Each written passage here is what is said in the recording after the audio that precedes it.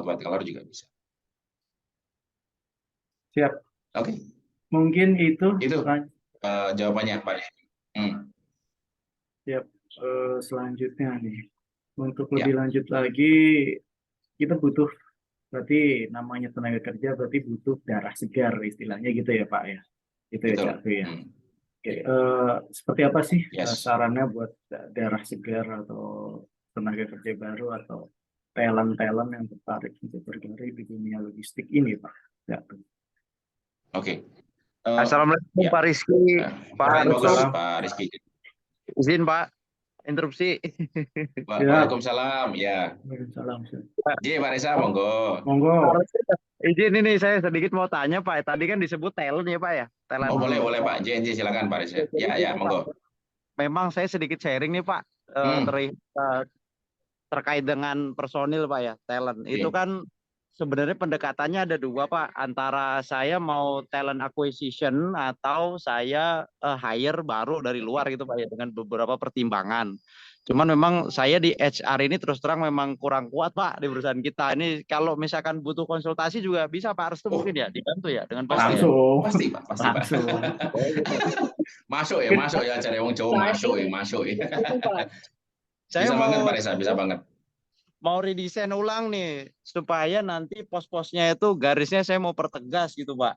Jadi antara operation kemudian dengan marketing itu kan harus ada sebuah koridor yang jelas ya, pembatas di mana ruang lingkupnya tidak boleh tumpang tindih ya Pak ya, dalam tanda kutip. Betul. Ya, artinya harus kita pisah nih supaya nanti beberapa tidak terjadi konflik kepentingan lah, kan larinya ke sana ya Pak ya.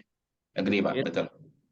Nah, ini kalau saya boleh ini Pak, mungkin sedikit minta saran Pak ya dengan Bapak itu. Boleh.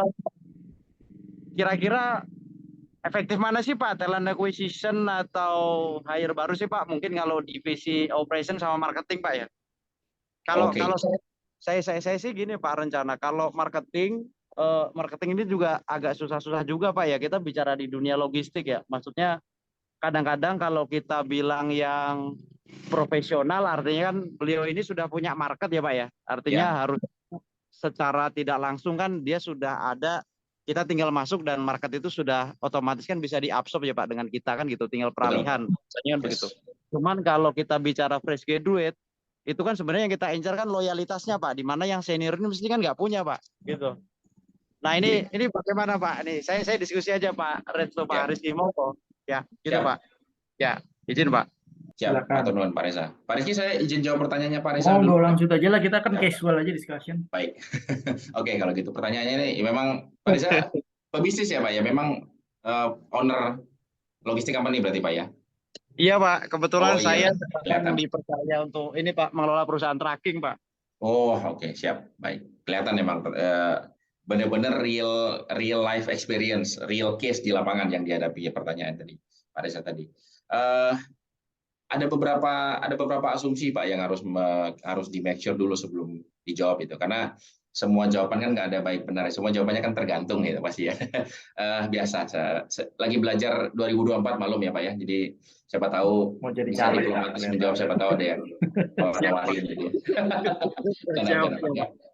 Jadi kalau tadi pertanyaannya Pak Reza, apakah kita pakai, mungkin saya izin mau sedikit dari sisi terminologi mungkin saya lebih pas kalau menurut saya talent acquisition itu berarti hire justru, tapi kalau yang tadi Pak Reza sampaikan mungkin lebih ke talent development gitu ya, kayak yang fresh grade kan kita harus develop orang dari awal, training gitu, benar Pak ya?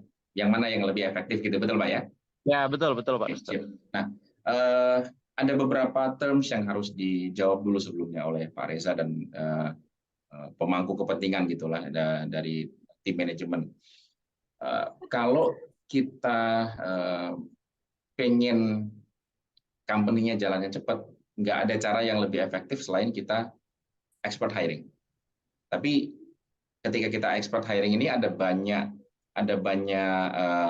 kontradiktif juga yang harus dipertimbangkan. Memang dari sisi pengalaman itu sudah jadi istilahnya ya. Ketika kita masukin learning curve-nya, bahasanya kalau di HRD learning curve itu pasti cepat. Beda dari teman-teman yang masih fresh grade kan. Memang ada beberapa yang 5-10% yang memang secara kapasitas otak bagus itu learning curve-nya langsung cepat. Tapi secara umum orang-orang baru, talent-talent yang memang masih fresh gitu ya, itu learning curve-nya cenderung agak lama, gitu ya, nggak bisa cepat langsung beradaptasi. Nah, kalau company-nya pengen segera dapat hasil cepat, jawabannya adalah expert hiring. Nah, tapi ada minusnya juga kalau expert hiring itu, Pak Reza. Jadi tentu secara budget kita akan tinggi. Secara budget kita akan tinggi, lalu attachment atau engagement antara company dengan employee itu nggak terlalu tinggi biasanya, karena expert hiring ini karena mereka sudah earn, mereka ya sorry itu sih mungkin banyak ekspektasi gitu ya, dan banyak syarat. Akhirnya karena mereka banyak ekspektasi, mereka juga nggak terlalu attach dengan company, mereka open aja sama di luar. Kalau misalnya ada yang lingkungan yang lebih oke menurut gua, mereka cabut gitu kan. Nah, ada beberapa minus juga menurut saya yang terkait culture. Nah, beberapa ini real life case Pak ya, pengalaman saya, company yang mau nge-push growth-nya itu apa ya? Saya mungkin bahasanya karbit gitu ya, di karbit growth-nya biar benar-benar cepat. Mereka masukin yang memang punya performance bagus. Tapi mereka lupa bahwa ketika kita mau merekrut orang, nggak cuma kompetensi yang perlu kita pastikan dia benar-benar oke. Yang paling penting, yang kedua yang menurut saya yang harus dikonfirmasi adalah personality-nya, Pak. Apakah dia cocok tidak culture-nya dengan kita? Jangan sampai kita merekrut orang, dia bagus nih, sales misalnya gitu ya. Di luar portofolionya oke banget gitu, sebulan 10M, 15M. Tapi ini tipikal orang yang toksikal nih. Begitu dia masuk ke satu lingkungan, memang targetnya achieve, tapi kok anak buahnya banyak yang resign nih. Nah, yang kayak gitu juga harus dipertimbangin tuh, Pak. Nah, background check-nya harus dilakukan. Nah, itu adalah nilai minus biasanya yang kita dapatkan kalau kita nggak benar-benar memilah tim expert hiring yang kita rekrut gitu ke dalam. Nah, sebaliknya kalau kita mau rekrut anak-anak baru, fresh, itu opposite-nya pasti lebih murah gitu ya. Tapi memang harus benar-benar punya talent atau punya leader gitu yang di dalam company, Pak, yang sanggup untuk sabar, untuk menuai hasilnya ini, karena udah pasti nggak akan bisa instan, Pak. Udah pasti akan banyak salahnya mereka, gitu ya. Mereka akan banyak salahnya, mereka akan kita harus banyak ngajarinnya, dan ngajarinnya itu pasti akan berulang-ulang. Investasinya juga bisa jadi akan secara bulanan pasti mungkin secara bulan pasti lebih rendah gitu cost-nya gitu ya, variable cost-nya, tapi investment cost-nya jangka panjang untuk merekrut yang fresh grade ini pasti lebih tinggi, karena kita harus invest ke training kan. Katakanlah kita nggak mau training di luar, even kita training dari dalam pun juga kan harus invest waktu juga buat mereka. Nah, itu hal-hal yang menurut saya perlu dipertimbangkan ketika kita mau merekrut salah satu. Nah, yang paling ideal menurut saya, Pak Reza, kombinasi dari keduanya. Jadi saya juga nggak setuju sebenarnya ada perusahaan startup yang isinya tuh anak muda semua. Saya kurang sepakat, jujur walaupun saya beberapa kali juga di dunia startup gitu ya. Nggak sepakat. Culture-nya jadi berubah ya, Pak Restu ya, culture-nya ya. Exactly, jadi berubah. Dan karena ini anak-anak muda ini kan belum mature, Pak, secara personality gitu kan, Pak. Secara bisnis mereka belum mature, mungkin mereka pintar, memang pintar banget kalau ngomongin emotional IQ gitu ya. Tapi apakah mereka punya emotional questions yang cukup untuk bisa nge-lead tim dan bisa cukup sabar dan bijaksana untuk bisa bikin timnya itu jadi well perform semua? Belum tentu gitu. Jadi yang paling ideal sebenarnya kombinasinya. Jadi Pak Reza di timnya punya beberapa orang expert gitu ya, yang ditaruh di tampuk kepemimpinan. Nah, si expert ini punya kapabilitas, tidak hanya mereka bisa gain performance gitu ya, atau mereka bisa narik market dalam waktu dekat, tapi mereka juga harus dikasih tugas untuk menyisihkan waktu untuk develop orang-orang yang ada di bawahnya. Nah, menurut saya itu yang paling ideal, Pak. Jadi kombinasinya punya atasan yang mature secara performance dan secara experience gitu ya. Yang di bawahnya ini didominasi oleh talent-talent baru yang nanti diharapkan ketika kita memberikan pelatihan, memberikan waktu untuk mereka untuk berkembang, mereka bisa attach dan engage sama kita lebih dalam lagi dibanding yang expert tadi. Mungkin seperti itu jawabannya, Pak Reza. Satu itu ada yang raise hand, Pak Eko Sabtono. Iya, Pak Eko. Pak Reza, mungkin Pak Rezanya sudah cukup puas dengan jawabannya mungkin, Pak? Iya, Pak Resto. Betul sih Pak, memang rencana ke depan saya begitu Pak. Jadi saya akan pakai kombinasi keduanya Pak, karena memang ada culture yang harus dipertahankan juga Pak di perusahaan kan. Betul. Itu salah satu yang jadi pondasi kita ya ke depan ya. Saya setuju Pak. Itu culture, bahkan Pak, saya ini open juga kata Bapak Ibu semuanya ya. Mungkin tips juga bisa jadi kalau itu kriteria utama ketika saya misalnya ini ada selain di task force juga task force salah satunya kan ada logistik consultant juga. Nah itu biasanya saya juga milah dan milih ketika ada yang mau hiring as a logistic consultant, saya lihat dulu culture-nya gimana di perusahaan ini. Modelnya nambah nggak sama culture yang atau value yang saya punya. Itu karena akan sangat mempengaruhi performance Pak. Banyak banget pengalaman saya. Orangnya sama, tetap saya juga. Tapi ketika masuk ke tempat yang nggak cocok, tiba-tiba langsung drop performance-nya. Betul. Jelek aja udah gitu.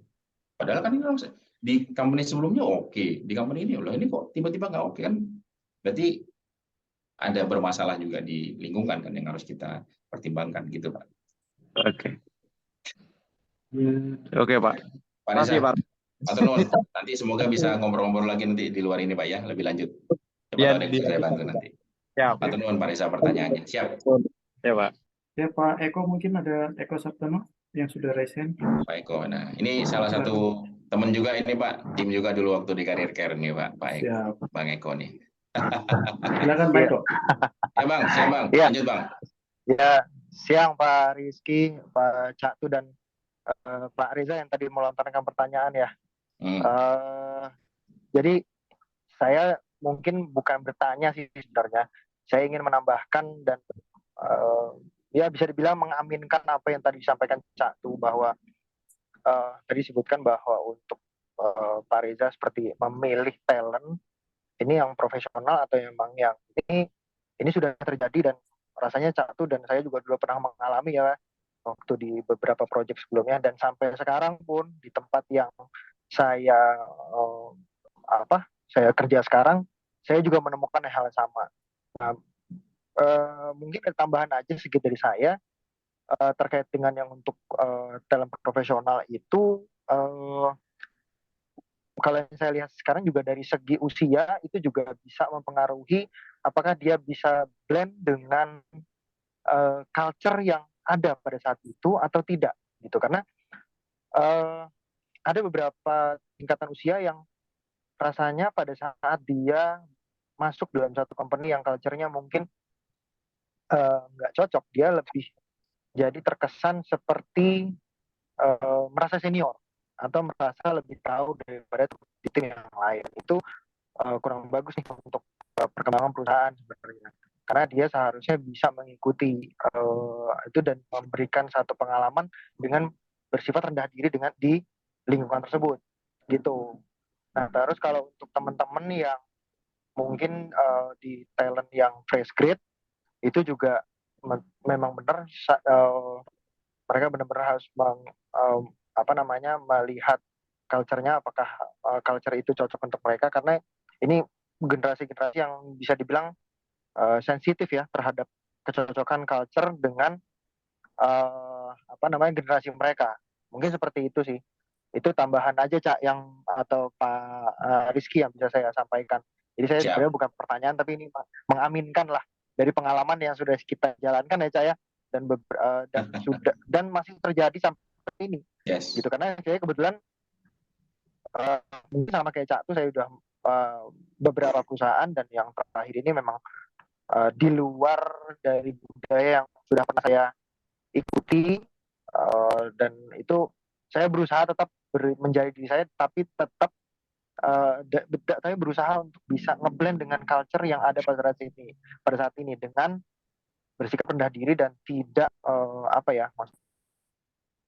ingin memajukan satu perusahaan, ya udah kita majukan dengan apa yang kita dapat dengan mengkombinasikan. Mungkin posisi kata-kata yang pas itu adalah mengkombinasikan dengan pengalaman yang sudah ada dengan culture yang ada saat ini. Mungkin seperti itu. Niatnya untuk melengkapi lah, seperti itu. Mungkin kurang lebih itu, Cak, yang bisa saya sampaikan. Thank you, Terima kasih Eko. Pak Eko. Iya, sama-sama Pak Rizky. Cak tuh.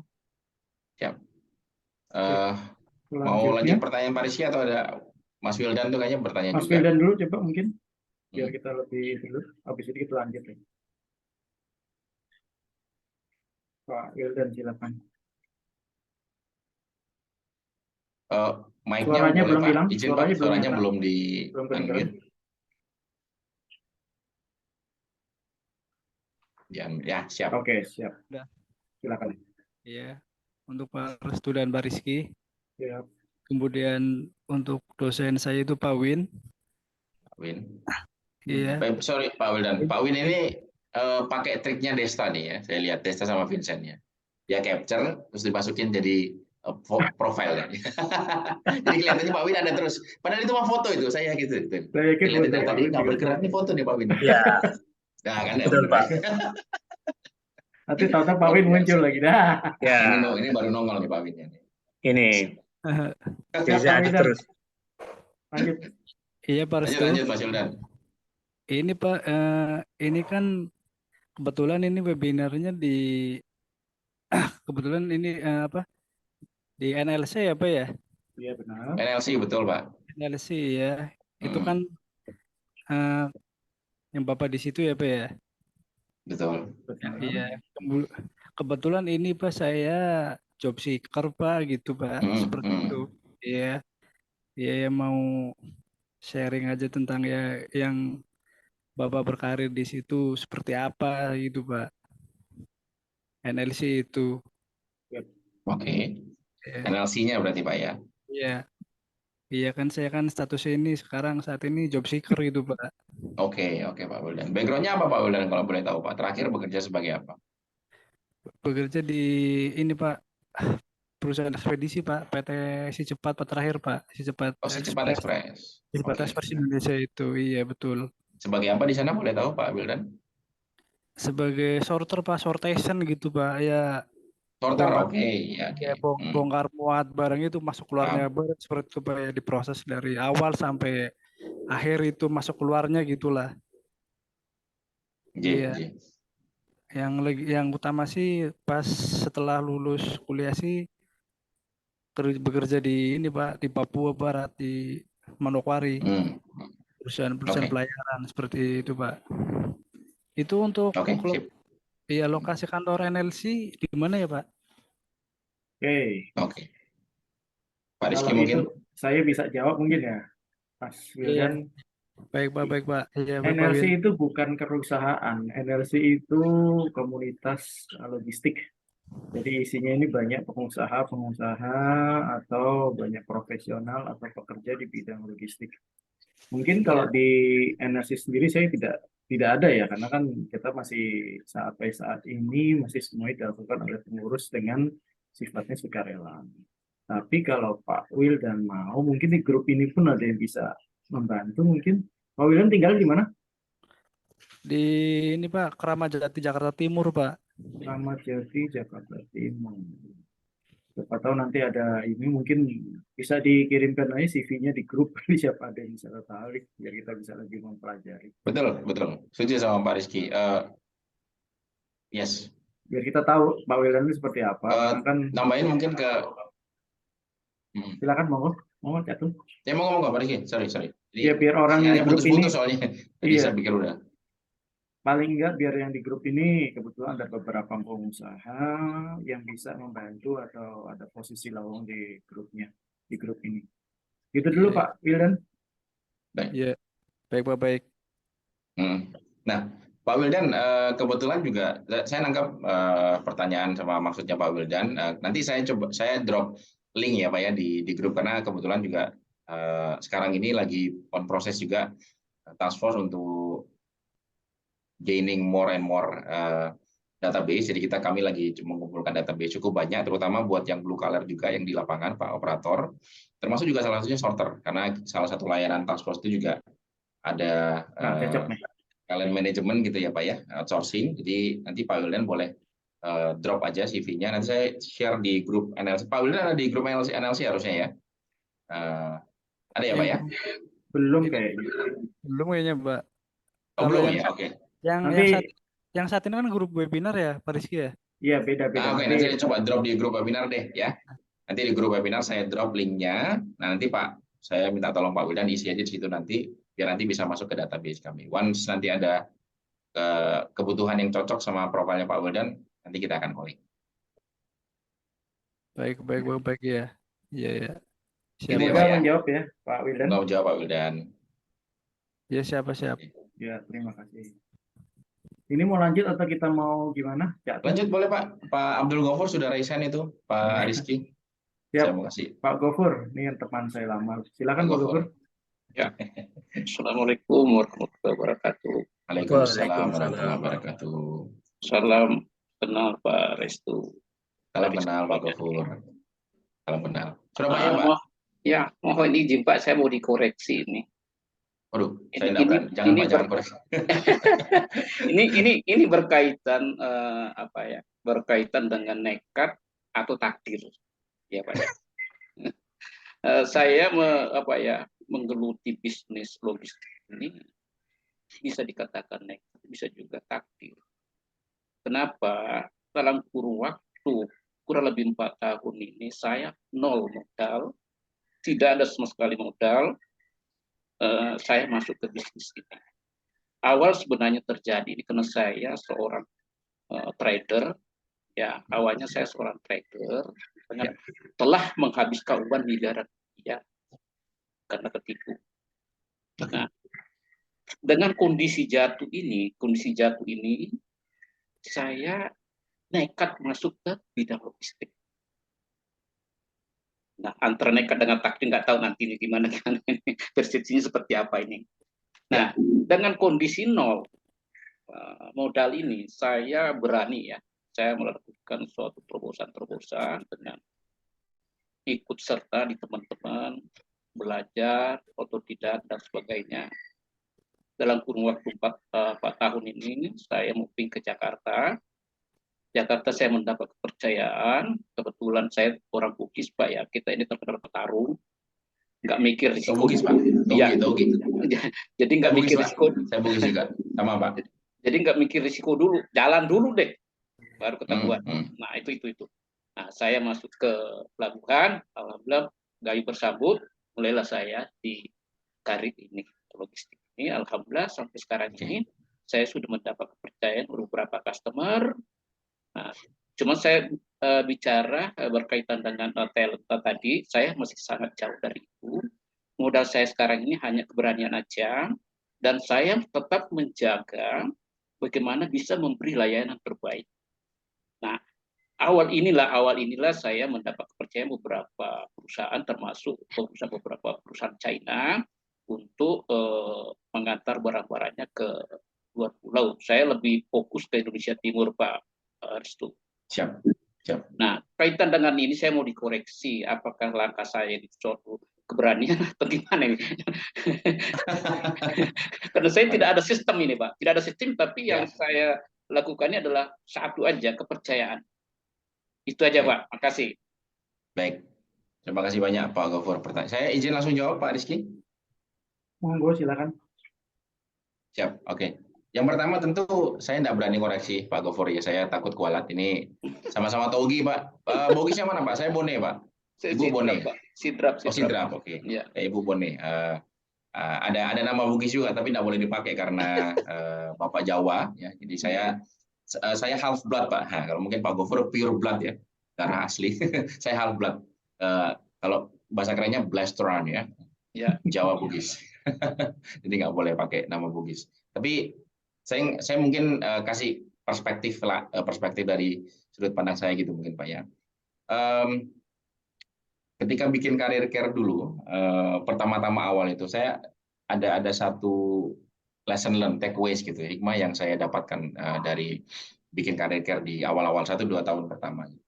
Saya bilang ke teman-teman yang bertanya kenapa bikin karir care dan buat teman-teman yang mau bisnis ya, saya selalu bilang berani boleh, nekat jangan.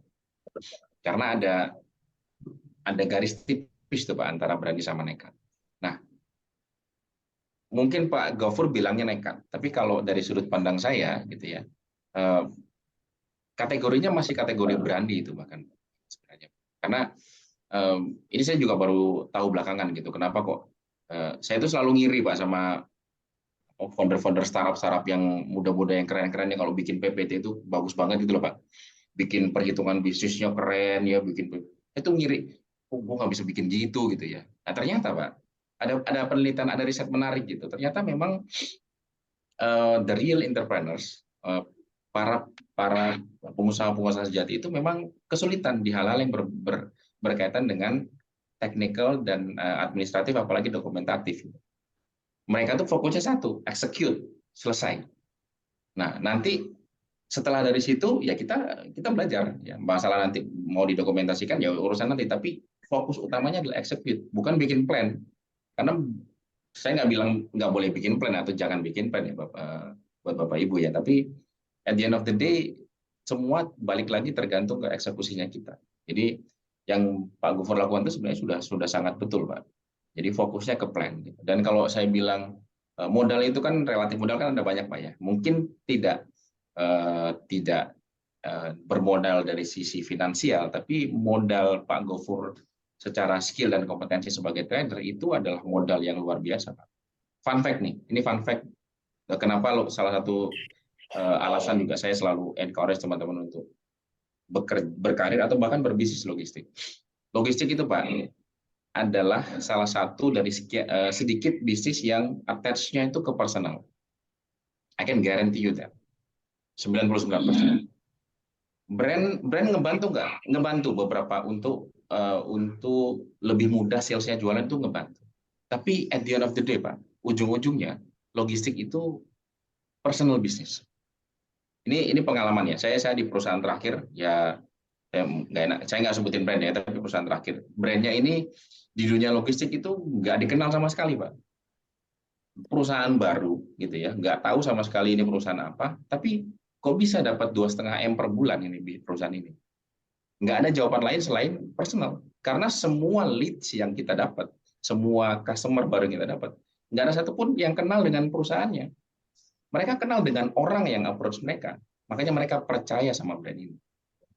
Jadi modalnya Pak Gofur adalah ya Pak Abdul Gofur sebagai seorang trader terpercaya yang dapat banyak kepercayaan dari para clients. Nah itu modal tuh Pak buat di logistik. Kan itu suka dibahas tuh ya, bisnis logistik kan bisnis forwarding ya, forward gitu ya. Nah bahkan itu legal Pak, legit. Itu kita punya function sendiri di logistik kan ada macam-macam, ada shipping, ada trucking, ada warehousing, ada freight forwarding. Freight forwarding modalnya apa? Zero secara financial, tapi modalnya adalah trust dari partners kita di tracking atau di modanya gitu ya, entah itu modanya darat, laut atau udara, trust dari cargo owner atau principal. Itu kan modal utamanya freight forwarder kan gitu ya. Bukan makelar ya, bukan makelar. Makelar kan naruh itu sudah selesai kan, tapi ini kan kita benar-benar jadi penghubung yang kita fully responsible gitu kan. Itu menurut saya tindakan yang buat saya nggak tahu ya, ini mungkin bisa ada pendapat lain, tapi buat saya bukan nekat Pak, tapi suatu keberanian yang Pak Gofur perlu apresiasi menurut saya, dan saya apresiasi itu Pak untuk bisa ke sana karena berangkat dari orang yang mungkin backgroundnya tidak ada logistik, tapi melihat peluang itu adalah salah satu ciri kuat seorang entrepreneur Pak. Melihat peluang, dia lihat itu bisa dilakuin, selesai. Hitung-hitungan di atas kertas plan nanti belakangan. Nah kalau hitung itu nggak jalan-jalan ujung-ujungnya Pak. Pengalaman saya begitu soalnya. Jadi buat saya yang langkah yang Pak Gofur lakukan sudah sangat tepat gitu ya. Nah tinggal nanti memperluas jaringannya, bisnisnya biar makin gede, itu nanti mungkin bahasan terpisah. Tapi apresiasi apa yang sudah dilakukan oleh Pak Gofur sekarang. Takdir atau tidak itu yang akan menjawab adalah waktu soalnya Pak ya, karena mungkin berapa lama Pak, sudah berapa lama ini 2 tahun, 3 tahun? 4 tahun, Pak. Nah, 4 tahun. 4 tahun masih awal-awal kalau jatuhnya gitu ya, 4 tahun ya. Jadi Nanti mungkin setelah aset kurang lebih 1 M per 3 bulan biasanya. Nah, betul. Jadi tanpa harus membuatkan modal. Jadi kalau sudah mulai masuk ke tahun ke-8, tahun 10, nah itu baru benar-benar bisa kita menjawab tuh, Pak. Jadi omset ya, bukan aset maksud saya. Omset maksud saya tadi. Omset. Oke, ya. Yes, gitu. So, congrats buat Pak Gofur menurut saya sudah ada industri yang tepat, just keep going. Saran saya biar makin bisa gede. Ini mungkin agak sedikit di luar konteks gitu ya, tapi kalau ngomongin bisnis, saya percaya bahwa nggak ada satupun dari kita yang punya peran sebagai Superman gitu ya. Nggak ada Superman. Saya percaya nggak ada orang di dunia ini yang punya posisi sebagai Superman. Hanya ada di DC Marvel, hanya ada di film aja. Tapi in real life nggak ada Superman. Yang kita harus fokus kalau mau bikin bisnis yang oke adalah kita bangun super team. Nah, jadi biar bisa sustain, mungkin Pak Gofur pelan-pelan cari partner bisnis mungkin gitu ya, cari tim yang kuat biar waktu untuk ngurusin hal-hal yang teknikal itu jadi lebih sedikit, fokusnya ke hal-hal yang sifatnya strategik dan pengembangan bisnis. Ya, mungkin itu Pak, sedikit dari saya. Jujur Pak Ares, itu masih one man show. Oke, jujur masih one man show Pak. Ya. It's okay, totally fine Pak, totally fine. Nggak masalah. Makasih ya Pak.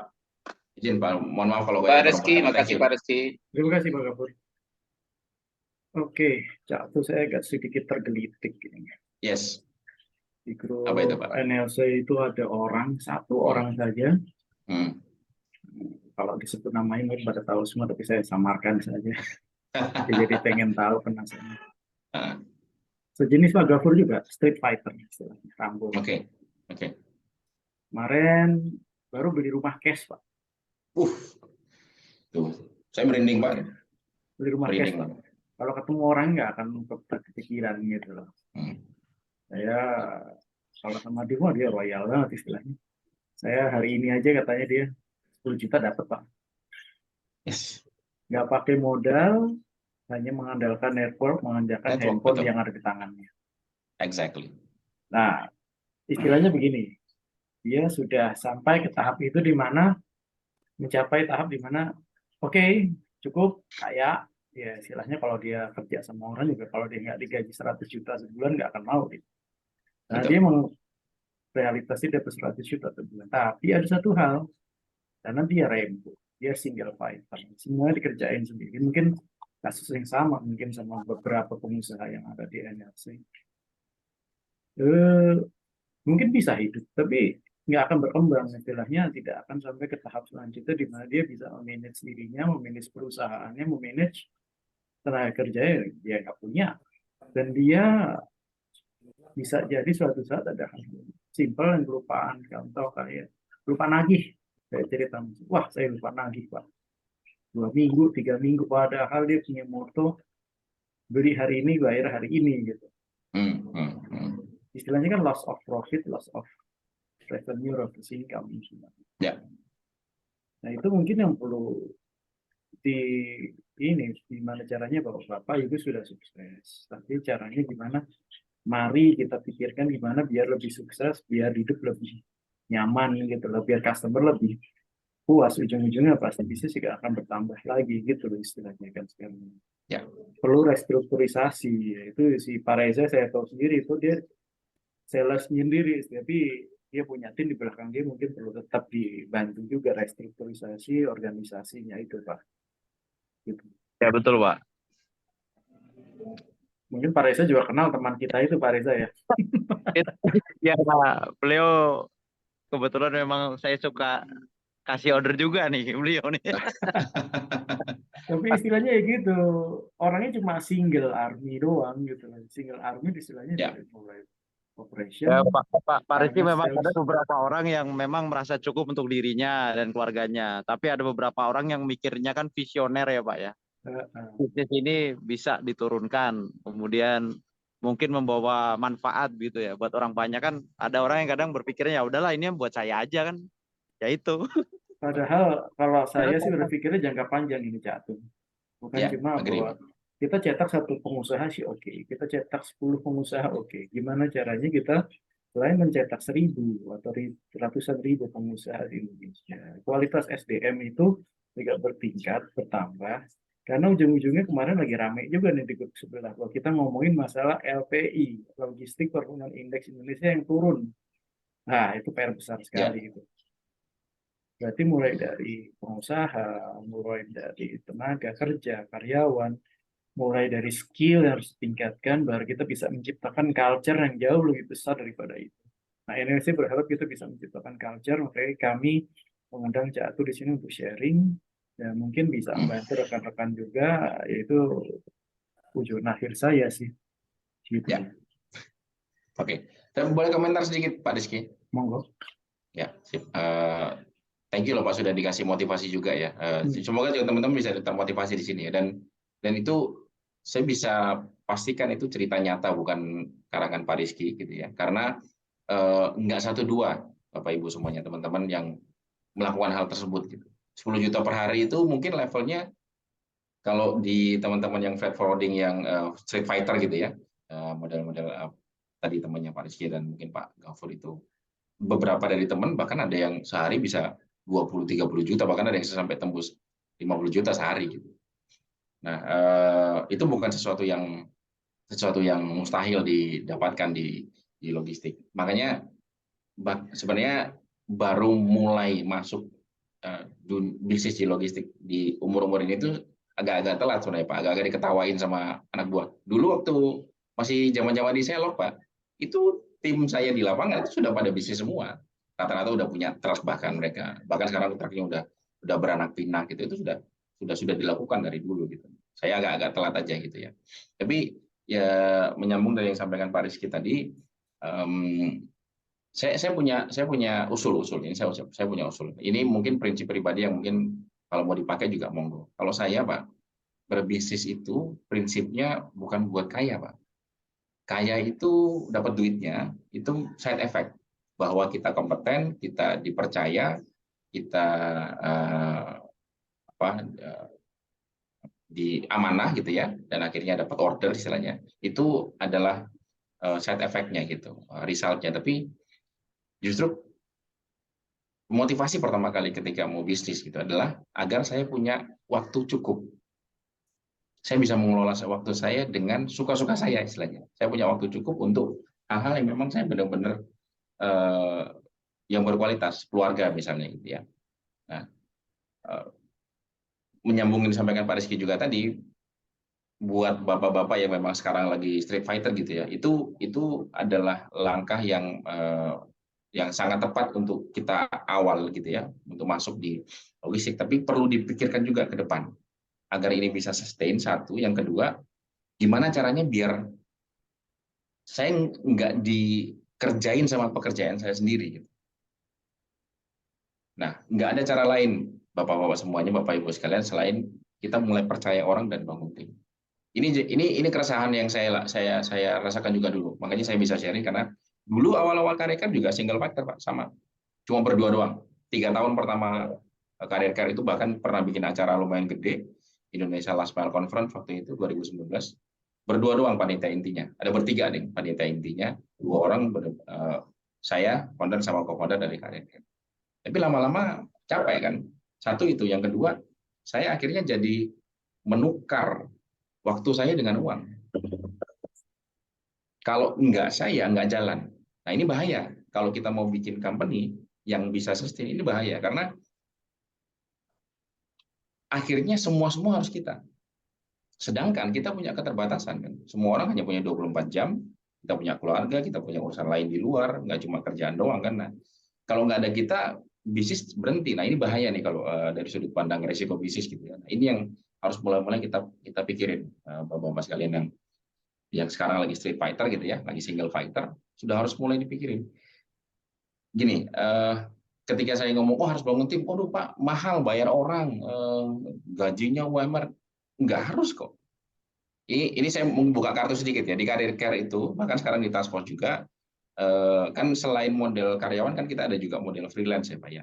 Itu kita bisa lakukan dengan dengan konsep seperti itu. Sesimpel kita hire orang yang nggak perlu ngantor, hybrid aja. Sekarang kan juga sudah trennya hybrid kan, atau bahkan full online.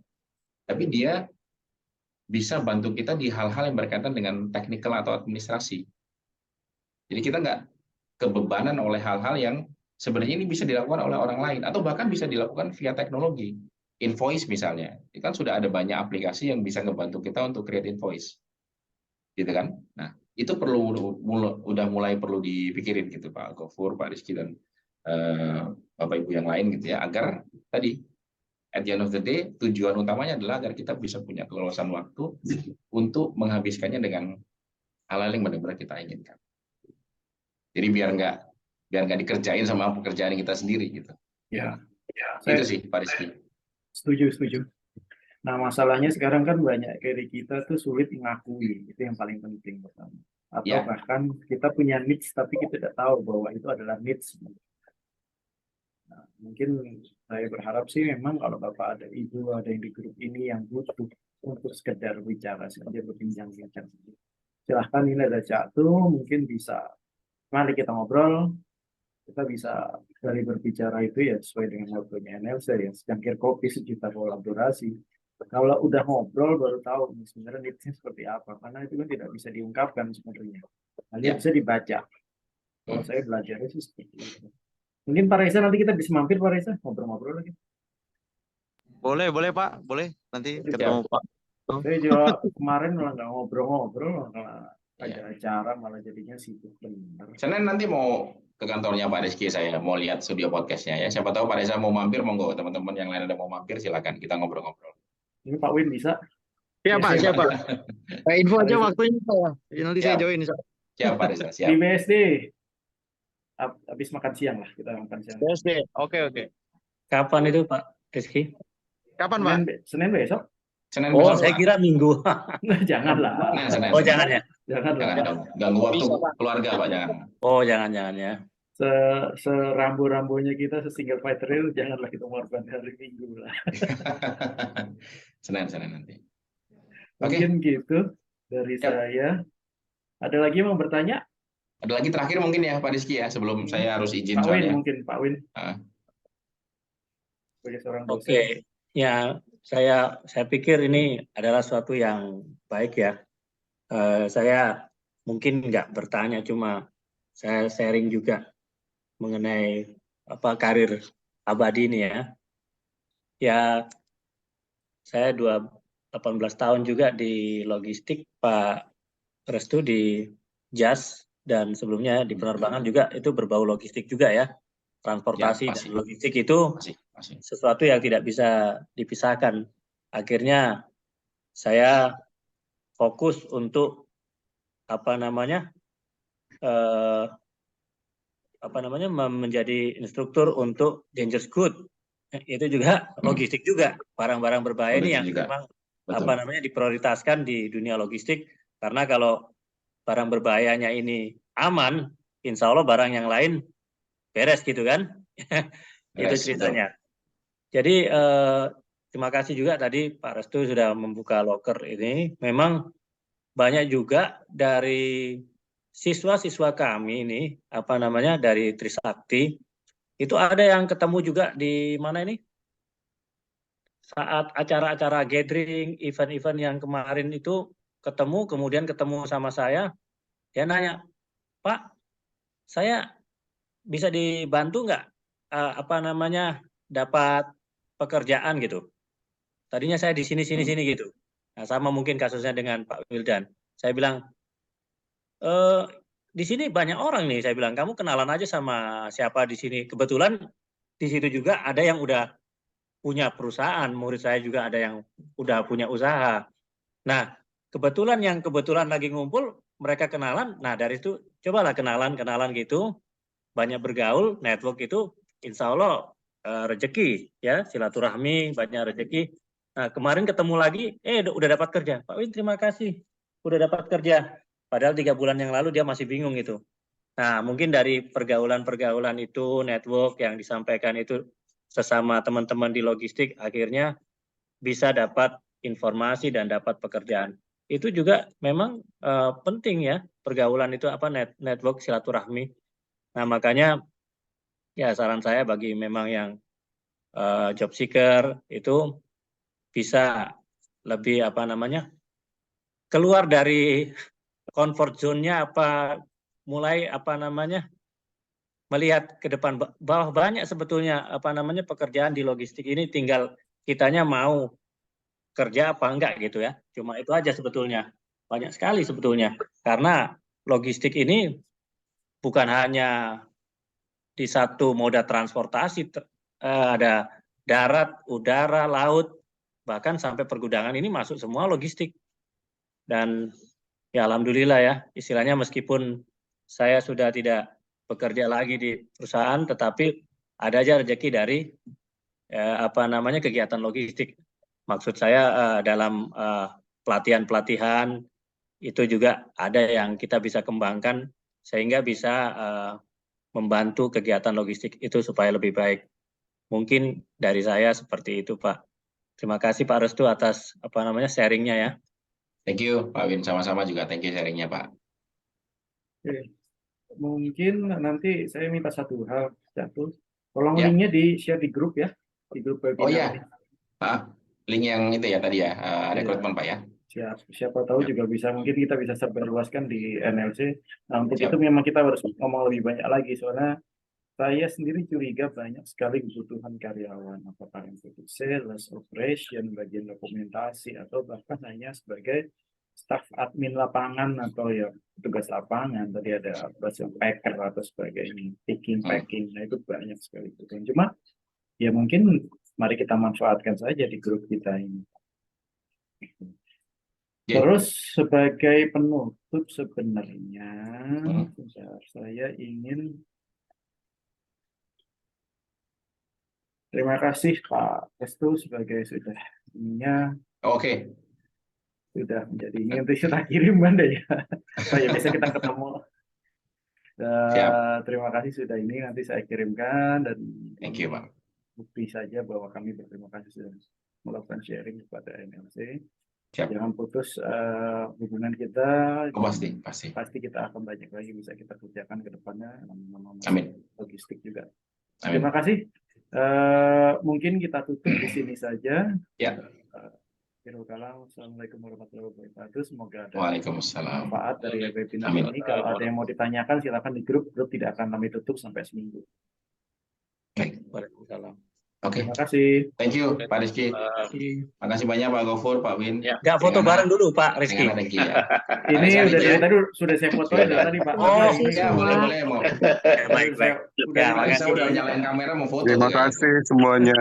Sudah Selamat saya sehat selalu. Ya, terima kasih. Ini mau foto Pak? Suatu saat bisa ketemu kembali. Sudah banyak di grup Pak. Amin Pak Gofur. Sudah banyak. Sudah banyak di grup. Oh, udah tadi. Oh ya, oke kalau gitu. Ya wis, oke. Thank you, makasih banyak. Saya izin pamit. Terima kasih. Thank you semuanya. Terima kasih banyak semua. Terima kasih Bang Restu. Terima kasih semuanya. Assalamualaikum. Waalaikumsalam warahmatullahi wabarakatuh. Izin Pak Rizky. Silakan live.